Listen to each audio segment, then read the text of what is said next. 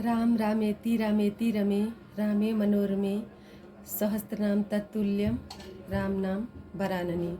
शिव जी पार्वती जी से बोलते हैं कि हे मनोरमे, हे वरानने, मैं राम नाम इस नाम में रमण करता हूँ। एक राम नाम सहस्त्र हजार नाम के बराबर है। बात ऐसी है, पार्वती जी स्नान करती, पूजा करती, तब तक शिव जी उनका इंतजार करते। जब वो पूजा करके आती तब उनके साथ खाना खाते। तो जब भी शिव जी की बात सुनती है पार्वती कि एक राम नाम हजार नाम के बराबर है, तो नहा के स्नान करके आसन लगा के बैठ के एक बार राम नाम लेती हैं और आकर के शिव जी के साथ भोजन करती हैं। सहस्त्र नाम समसुन शिववाणी, जपिजेई शिव संग भवानी। एक बार की बात है, एक औरत थी, उसका आदमी, पहले ही आदमी का डेथ हो गया था, बच्चा था, बच्चा बड़ा हो गया था। वो औरत को भरोसा था कि हाँ अभी हमारा बच्चा हमारा सहारा बनेगा। कुछ टाइम के बाद उसका बच्चा भी ख़त्म हो जाता है। वो औरत बहुत दुखी हो जाती है क्योंकि उसका आखिरी सहारा उसका बेटा था, जो कि अभी वो भी नहीं रहा।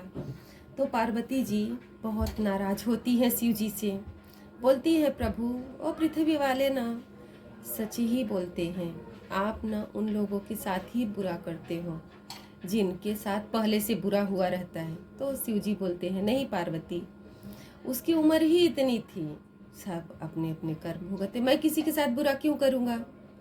उसका आदमी पहले से ही चले गया था, अकेला सहारा था उसका बच्चा, आपने उसको भी बुला लिया, आपने ये सही नहीं किया। एक बार शिव जी ने बोला कि चलो पार्वती, हम आपको पृथ्वी की भ्रमण करा के लाते हैं। शिव पार्वती दोनों लोग पृथ्वी लोक पर जाते हैं और घूमते घूमते सुबह से शाम हो जाती है। पार्वती जी को भूख लगती है और बोलती है स्वामी हमें भूख लग रही है। तो शिव जी बोलते हैं कि आप चूल्हे का इंतज़ाम कीजिए और हम कुछ खाने का इंतज़ाम करके लेके आते हैं। और इधर पार्वती जी जाती हैं, दो कुआं रहता है, एक कुएं के पास मतलब टूटा फूटा कुआं रहता है, उस कुएं के पास जाती हैं और 4 ईंटें निकालती हैं चूल्हा बनाने के लिए, चूल्हा तैयार करती है। इधर प्रभु कुछ जो भी लाना था, फल फूल मतलब कंदमूल जो भी मिला उनको लेके आए। बोले पार्वती जी आपने ये क्या किया, वो चूल्हा 2 कुआं था, आप उसमें से निकाल ली रहती है, तो पहले से ही टूटा फूटा था, आपने इस कुएं से क्यों निकाला ईंट। तो बोले प्रभु ये तो पहले से ही टूटा फूटा था और वो तो ठीक ठाक था ना, उसको तो निकालते तभी टाइम लगता। बोले अच्छा, हमें तो बोलती हो जिसका बना रहता उसका नहीं बिगाड़ता, जिसका बिगड़ा रहता है उसी का बिगाड़ते हो। आपने क्या किया, ये बेचारा कुआं पहले से ही टूटा हुआ था और आपने उसी में से 4 ईंट और निकाल ली।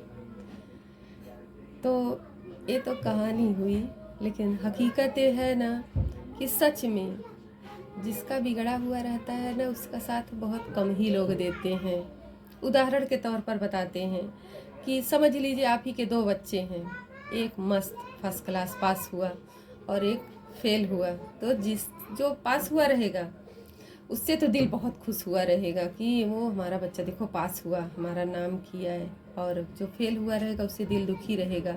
कई लोग डांटते भी हैं, गुस्सा भी करते हैं, जबकि सहानुभूति की ज़रूरत तो उसी के ऊपर रहनी चाहिए जो फेल हुआ रहता है, सहारे की ज़रूरत तो उसी को पड़ती है।